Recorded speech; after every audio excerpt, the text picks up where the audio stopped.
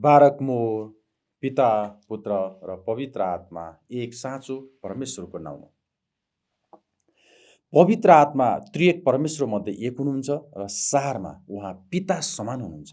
Orthodox क्रिस्चियनहरूले बारम्बार यसो भनेर स्वीकार गर्छन्, म विश्वास गर्दछु पवित्र आत्मा परमेश्वर प्रभु र जीवनदातामाथि उहाँ पिताबाट आउनुहुन्छ, पिता र पुत्रसँगै उहाँले आराधना र महिमा पाउनुहुन्छ। प्रेरित 1 अध्यायको 4 पदले पवित्र आत्मालाई पिताको प्रतिज्ञा बनेको छ।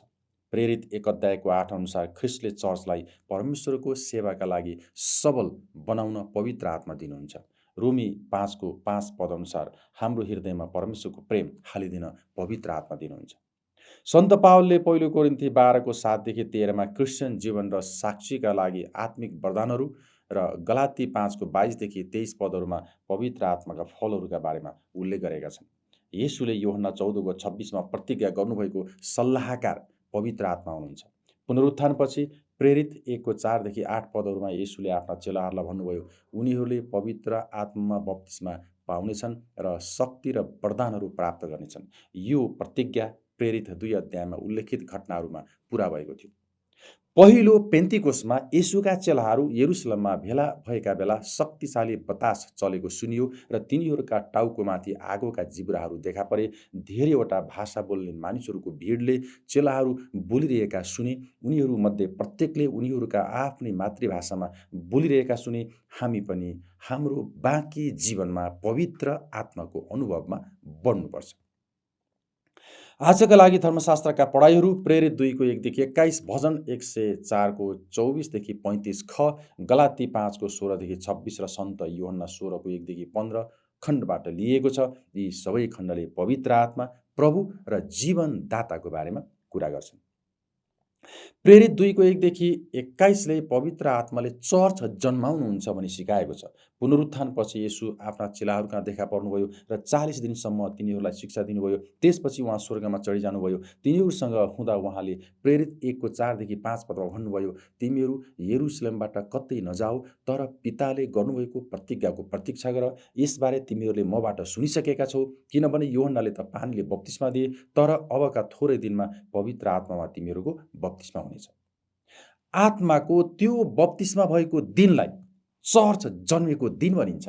येशूका वचनहरू पेन्तिकोसको दिनमा पूरा भएको थियो। प्रेरित 2 को 4 पद अनुसार चेलाहरू पवित्र आत्माले भरिए। प्रेरित पत्रुसले आफ्नो पहिलो सन्देश प्रचार गरे। तिनले मानिसहरूका भिडलाई पश्चाताप गर्न, येशू ख्रिस्टलाई आफ्ना उद्धारकर्ताको रूपमा विश्वास गर्न र पवित्र आत्माको वरदान प्राप्त गर्न आग्रह गरे भन्ने कुरा पद 38 मा लेखेको छ। त्यही दिन करिब 3000 मानिसहरूले परमेश्वरका जनहरू भएर पानीको बप्तिस्मा लिएको पद 41 मा उल्लेख छ। यसरी पवित्र चर्चको सुरु भएको थियो। पेन्तिकोस यहुदी चाड हो।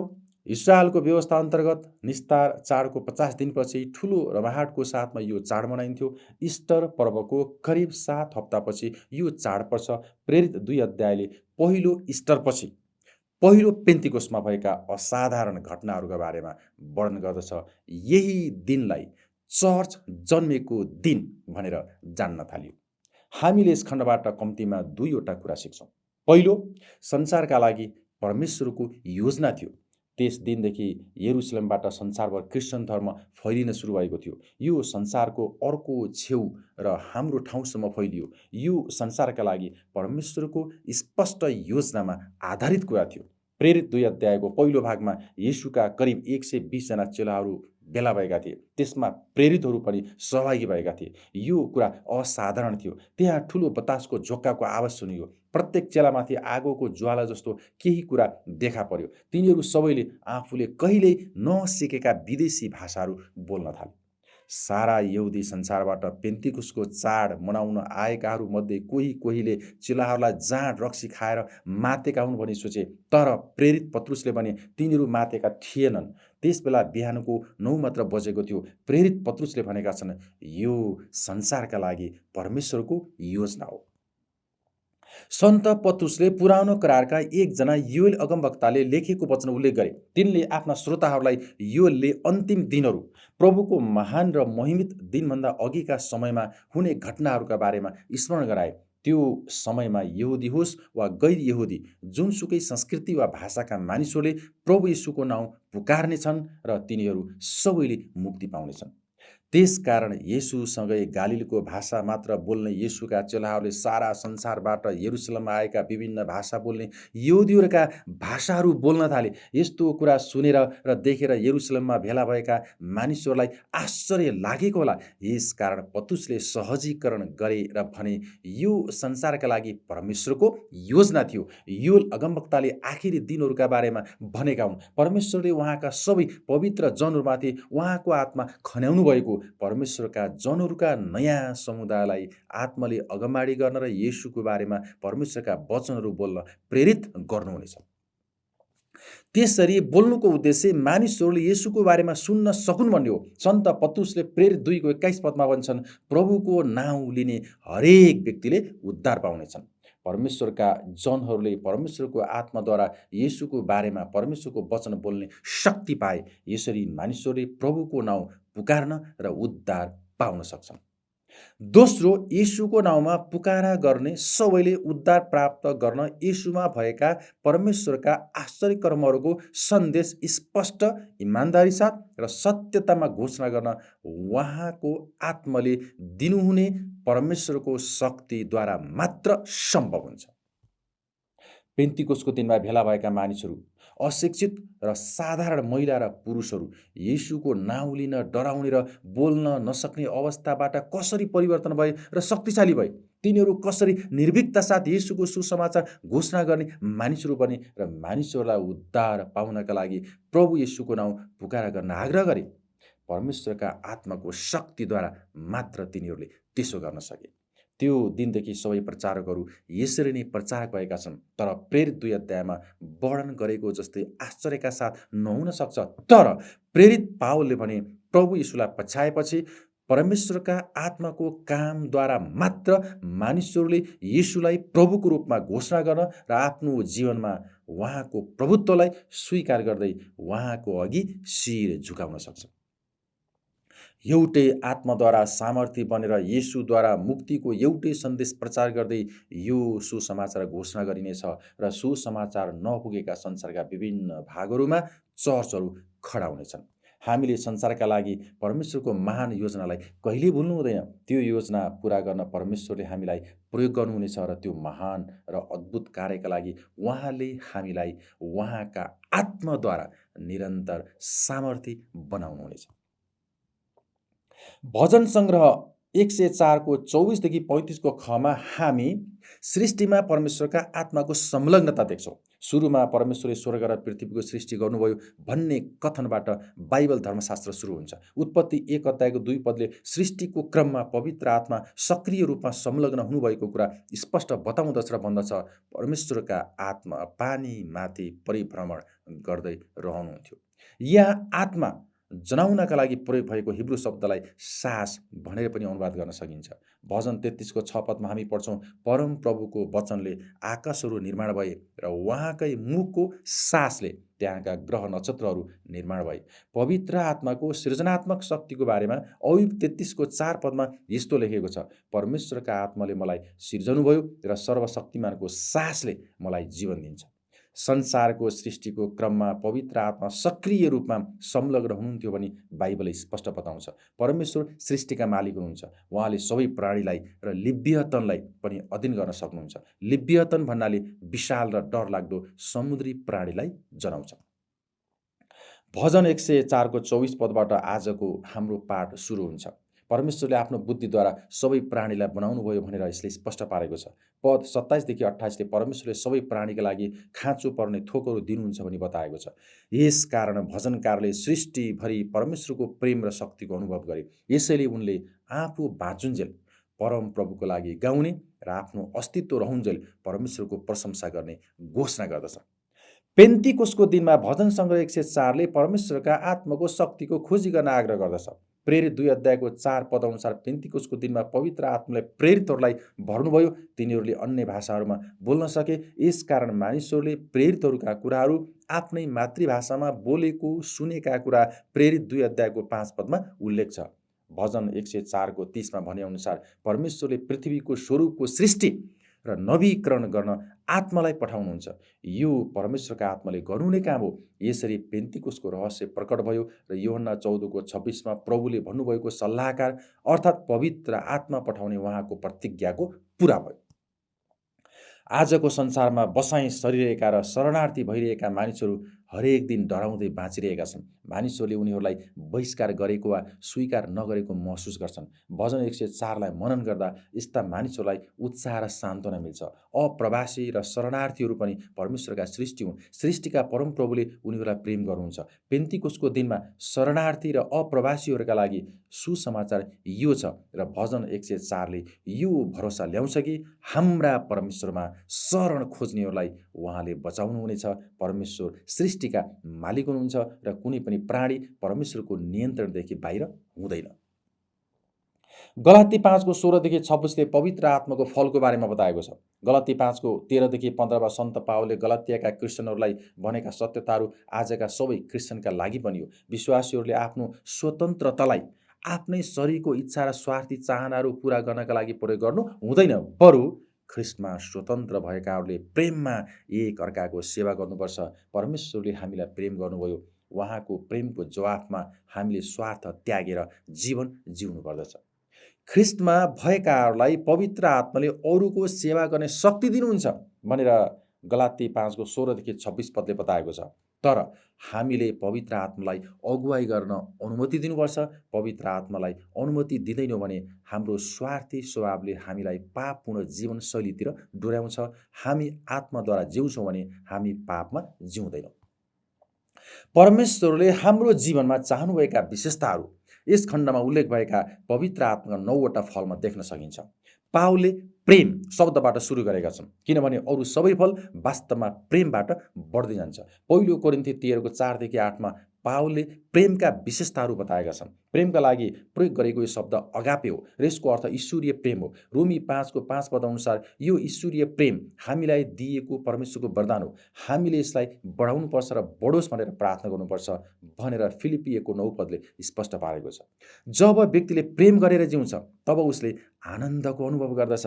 उसको मनभित्रको शान्तिलाई बाहिरी परिस्थितिले प्रभावित गर्दैन। यो कुरा फिलिपी 4:10-20 घटनामा पावलको अनुभवले स्पष्ट बताएको छ।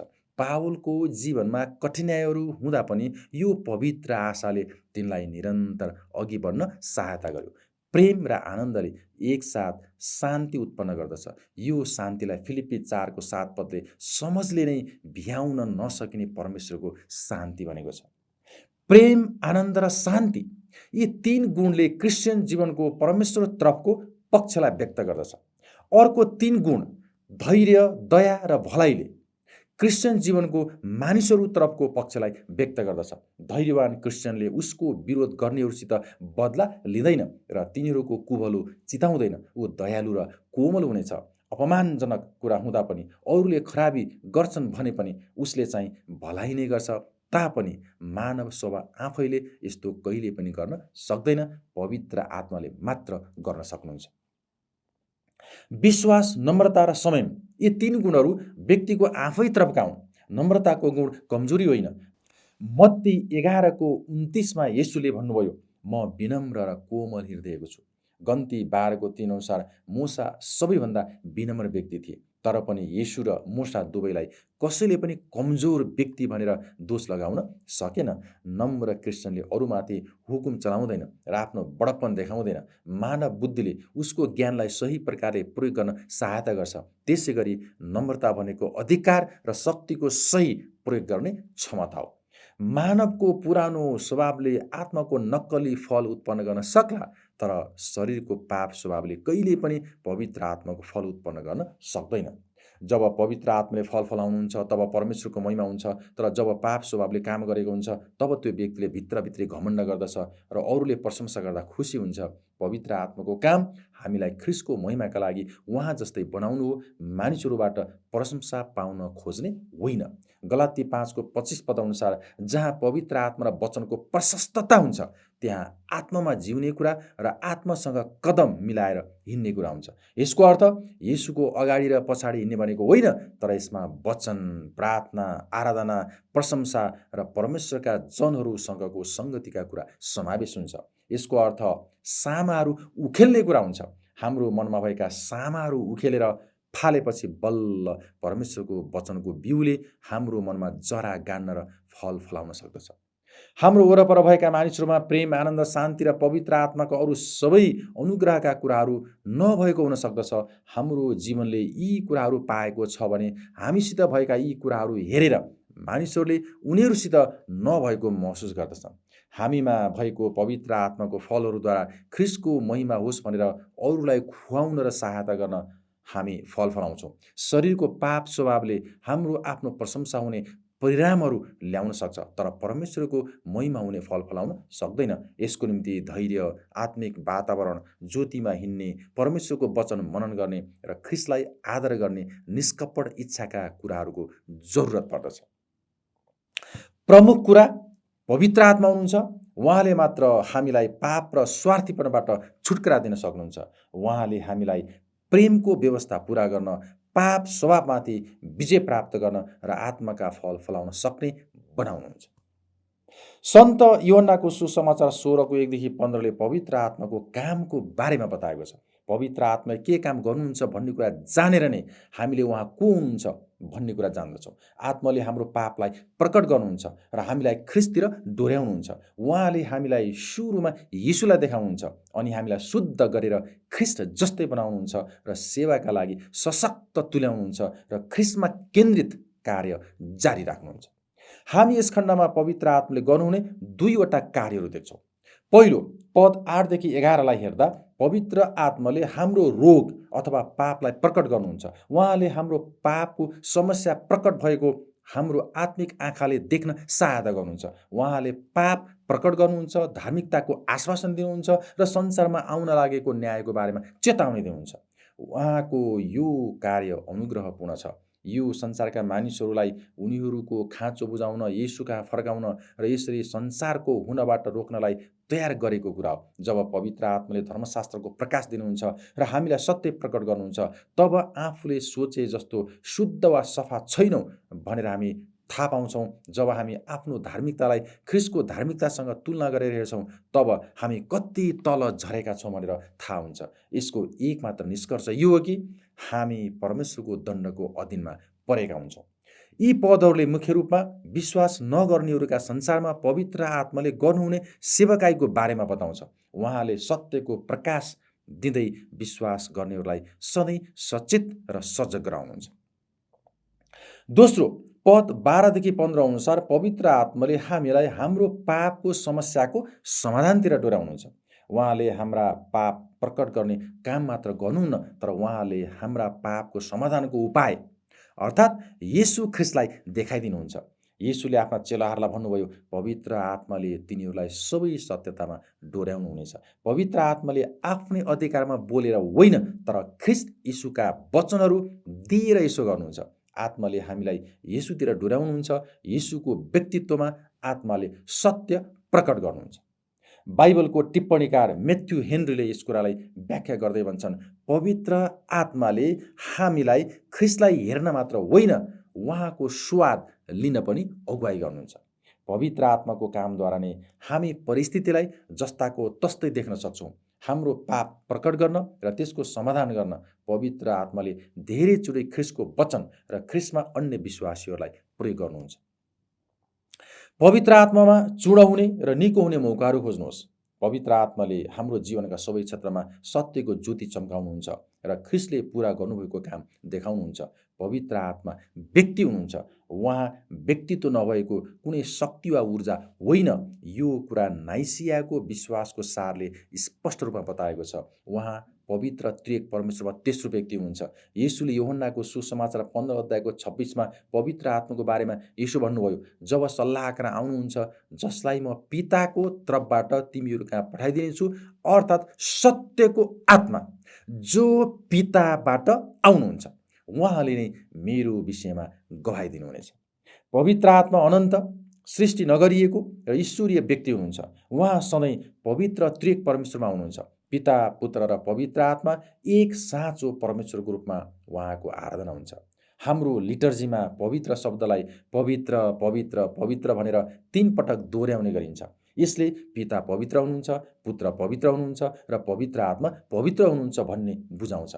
पवित्र आत्मा पवित्र त्रिएक परमेश्वरका निर्णयहरू पुरा गर्नका लागि पिताबाट आउनुहुन्छ। हामी सृष्टिमा र कन्या मरियमले यीशुलाई गर्भधारण गरेकी बेलामा यो कुरा गरेको छौँ। यूहन्नाको सुसमाचार 3 अध्यायको 5 देखि 8 पद अनुसार पवित्र आत्माले नै पापी मानिसलाई नयाँ जन्म दिनुहुन्छ। प्रेरित 1 अध्यायको 8 पद अनुसार पवित्र आत्माले विश्वासीलाई प्रभु यीशु ख्रीष्टको प्रभावकारी साक्षी हुनका लागि शक्तिले भरिदिनुहुन्छ। पवित्र आत्माले नै हामीलाई ख्रीष्टको स्वभावमा परिवर्तन गरेर हामीभित्र धार्मिक गुणहरू उत्पन्न गर्नुहुन्छ। पवित्र आत्माले सम्पूर्ण पुरानो र नयाँ करार धर्मशास्त्र लेख्न मानिसहरूलाई प्रयोग गर्नुभयो।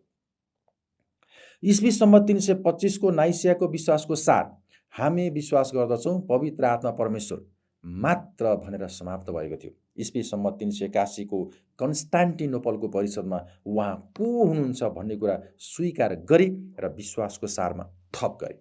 पवित्र आत्माद्वारा नै आत्मिक रूपमा मरेका मानिसहरूले नयाँ जीवन प्राप्त गर्छन्। येशू फेरि आउनुहुँदा हामीले महिमित शरीरहरू प्राप्त गर्न र प्रभुलाई आकाशमा भेट्न पवित्र आत्माले नै चिहानबाट उठाउनुहुनेछ। यस पृथ्वीमा प्रभु यीशुले मानव देहधारण गर्नुहुँदा उहाँ पवित्र आत्माद्वारा सामर्थ्य हुन आवश्यक थियो। यसै गरी हामी पापी मानिसहरूलाई धर्मी जीवन जिउन र ख्रीष्टको साँचो गवाई हुनका लागि झन् कति बढी पवित्र आत्माको जरुरत पर्दछ। जब हामी वचन पालन र नम्रताद्वारा आफ्नो जीवन पवित्र आत्मामा समर्पण गर्छौँ तब आत्माले हाम्रो स्वभावलाई परिवर्तन गर्नुहुन्छ र येशूको जस्तै बनाउनुहुन्छ। हाम्रो जीवनमा हुने पवित्र आत्माको फलहरू हामी आत्माद्वारा डोर्याएका छौँ भन्ने प्रमाण हो। पवित्र आत्माको वरदानले हामीलाई साक्षी दिने र ख्रीष्टको देह निर्माण गर्ने कार्य पुरा गर्न सक्ने बनाउँछ। अर्थोडक्स विश्वासको साँचो आराधना त्रिएक परमेश्वरको आराधना हो। पिता, पुत्र र पवित्र आत्मालाई आराधनामा समान रूपमा स्वीकार गरिन्छ। यसकारण हाम्रो ईश्वरीय लिटर्जीमा पिता र पुत्रको साथमा पवित्र आत्मालाई पनि आराधनामा स्वीकार गरिएको छ। तपाईको जीवनमा परमेश्वरको आशीष र शान्ति रहिरहोस्।